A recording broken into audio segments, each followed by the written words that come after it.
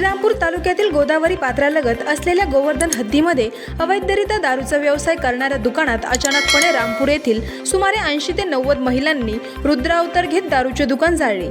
तर वैजापूर तालुका विरगाव पोलीस स्टेशनच्या हद्दीत असलेल्या एका हॉटेलमधील सुमारे 100 पेक्षा अधिक दारूच्या बाटल्या फोडून टाकल्या। यावेळी श्रीरामपूर तालुका व विरसगाव पोलिसांविषयी नाराजी व्यक्त झाली। गेल्या 3 ते 4 महिन्यांपासून रामपूर येथील महिलांनी दारूबंदीसाठी ग्रामसभा घेत पोलीस अधीक्षक तसेच दारूबंदी व उत्पादन शुल्काचे अधिकारी यांना स्वतःनगर येथे जाऊन लेखी निवेदनाद्वारे गोदावरी भागातील दारू बंद करण्याची मागणी केली होती।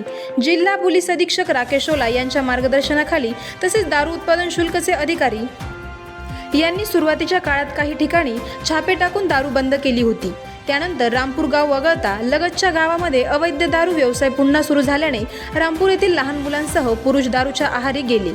सदर महिला दैनंदिन मजुरीचे काम करून रात्रीच्या वेळी पती मुले दारू पिऊन व्यसनाधीन होऊन प्रत्येक कुटुंबात वाद निर्माण होत असल्याने काल अखेर सकाळी 9 वाजेच्या सुमारास महिलांनी प्रथमतः गोवर्धन हद्दीतील ओढ्यात काटेरी कुंपणात सुरू असलेले अवैध दारूच्या दुकानावर हल्ला चढविला।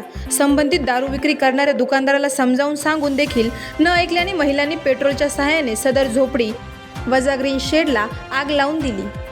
आगीत काही अंशी अवैध दारू दुकानाचे नुकसान झाले। त्यानंतर महिलांनी आपला मोर्चा नाऊर गोदावरी नदीच्या पलीकडे विरगाव पोलीस स्टेशनच्या हद्दीत असलेल्या बाभुळगाव गंगा शिवारातील हॉटेलकडे वळविला। अगोदर संबंधित हॉटेल चालकाला समज देत आमच्या गावातील लोकांना दारू न देण्याचा सल्ला महिलांनी दिला होता। तरीही तो दारू देत असल्याने महिलांनी हॉटेलच्या पाठीमागे जाऊन उसात लपविल्या सुमारे 100 पेक्षा अधिक दारूच्या बाटल्या रस्त्यालगत आणून फोडल्या। त्यामुळे मोठ्या प्रमाणात काचांचा खच झाला होता। तर रस्त्यावरील महिलांच्या गर्दीमुळे दोन्ही बाजूनी वाहनांची कोंडी झाली होती।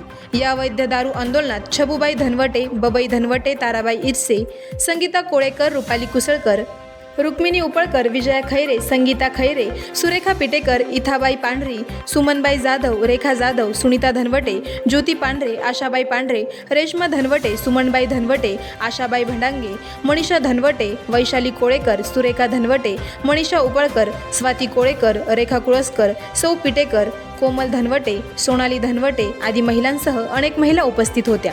दरम्यान श्रीरामपूर तालुका पोलीस स्टेशनचे PSI शिंदे यांनी पथकासह घटनास्थळी दाखल होऊन पाहणी केली। या घटनेच्या बाबतीत विरगाव पोलीस मात्र अनभिन्न होते। आवाज जनतेचा न्यूजसाठी प्रतिनिधी अभिषेक बारसे। करायचं आहे लाईव्ह कार्यक्रम किंवा आहे कसले आंदोलन, जनसामान्यपर्यंत पोहोचेल आपला हक्काचा आवाज, आवाज जनतेचा। बातमी व जाहिरातीसाठी संपर्क करा स्क्रीनवर दिलेल्या नंबरवर।